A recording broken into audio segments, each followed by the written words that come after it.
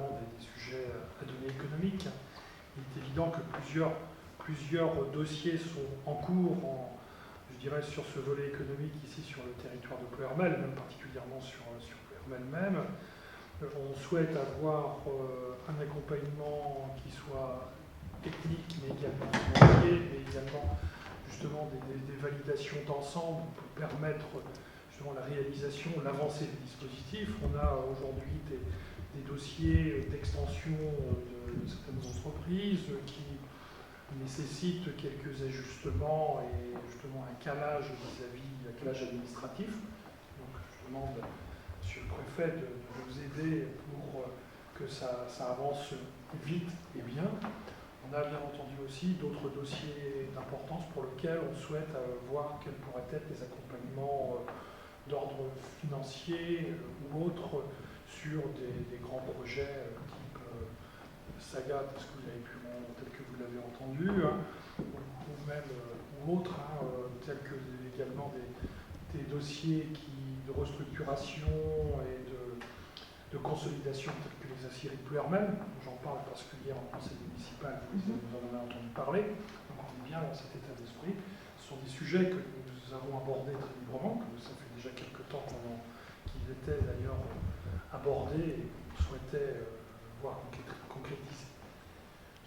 Au-delà de ces volets économiques, il y a aussi bien entendu la consolidation de la société PEP. Le préfet ou le sous-préfet, évidemment, ce sont eux qui peuvent mettre autour de la table les différents partenaires. Ils ont la légitimité pour le faire, pour être un peu le chef de file de la réflexion, pas pour autant qu'ils font tout, mais sur un dossier comme celui qui vient d'être évoqué, c'est un dossier qui intéresse le commissaire au redressement productif, peut-être la BPI s'il s'agit de trouver des financements.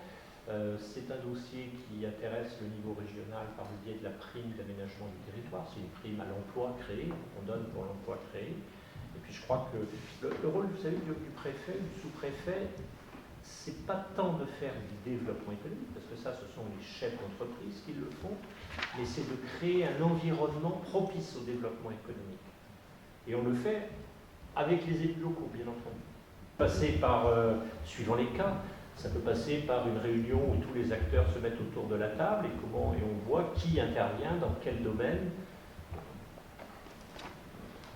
Quelle est notre champ de compétences, quelles sont nos possibilités à notre niveau, c'est-à-dire au titre de l'EPCI ou supra. C'est valable également, c'est valable pour les aciéries de Ploërmel, mais on a également initié cette démarche. Je demandais à M. le Préfet d'organiser les choses pour une concertation sur le projet Saga, par exemple. Ça peut être aussi, par exemple, pour un certain nombre de dossiers, il y a des autorisations qui sont prévues par les législations urbanistiques, environnementales. Il s'agit plutôt que le chef d'entreprise voit séparément chacune de ces administrations, il vaut mieux se mettre tous ensemble autour de la table en même temps.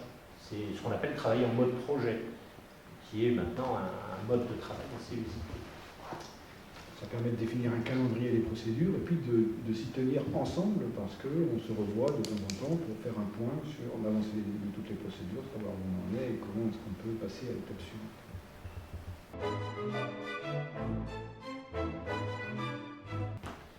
On a évoqué aussi d'autres sujets tels que le Sacré-Cœur, l'habilitation patrimoniale. Voilà, donc aujourd'hui, où est-ce qu'on en est? On a fait un point d'étape sur notre situation, sur justement comment peut-on avancer sur ce dossier, avancer concrètement. Ce qu'on souhaite, c'est véritablement voir les choses se faire. En 10 ans, rien n'a vraiment évolué. On veut absolument aller de l'avant. Bien entendu, dans un cadre tout à fait, quel cadre de possibilités. On a des exigences de la DRAC, notamment. Quel contour est-ce qu'on peut justement réaliser ces opérations pour qu'elles soient financièrement acceptables dans le cadre de notre ville? C'est un cadre communal strict. Mais il y a eu une demande de permis de démolir. Il y a eu une demande de permis de démolir, justement suite à cette demande qui passe par la préfecture. Voilà, qui a dû certainement remuer à la préfecture. Elle consulte également l'architecte des bâtiments de France, plus exactement. qui C'est un lui, mot, là. évidemment, s'émeut quelque peu dès qu'on touche des vieilles pierres. Donc, quelque part, fait des contre-propositions, donc à nous de nous caler sur... La demande n'est pas, comment je vais vous dire les choses, Oui. ne va pas se traduire effectivement dans l'immédiat. On peut le dire comme ça, monsieur le maire. C'est tout à fait... Et le C'est- maire a bien dit les choses. Et après, ça donne. Contre-proposition, quelle aide financière, il faut dire les choses très concrètement, quelle aide financière l'État, par le biais du ministère de la Culture, et notamment par le biais des crédits réservés à la préservation des monuments historiques, quelle aide peut être mise sur la table, pour quels travaux au pluriel, quelle programmation, voilà. Tout ça, on travaille dessus. Aujourd'hui, je n'ai pas d'effet d'annonce à faire. Hein. C'est une visite de travail. Après nous avoir quittés, on ira d'ailleurs au Sacré-Cœur. Il y a des choses à préserver, d'autres qu'il n'est pas nécessaire de conserver. Voilà. Maintenant, il n'est pas là pour sortir un plan effectif de ce que sera le contour du Sacré-Cœur demain, de façon immédiate. Oui, on a déjà une idée de ce qui va être conservé, de ce qui va être réhabilité, et de ce qui va être préservé, sécurisé, pour envisager peut-être des aménagements ultérieurs. Jusqu'à maintenant, le seul traitement était un traitement intellectuel, c'est-à-dire qu'on avait plein un tas de suggestions et d'études de faisabilité avec des hypothèses diverses et variées. On peut passer à une phase concrète.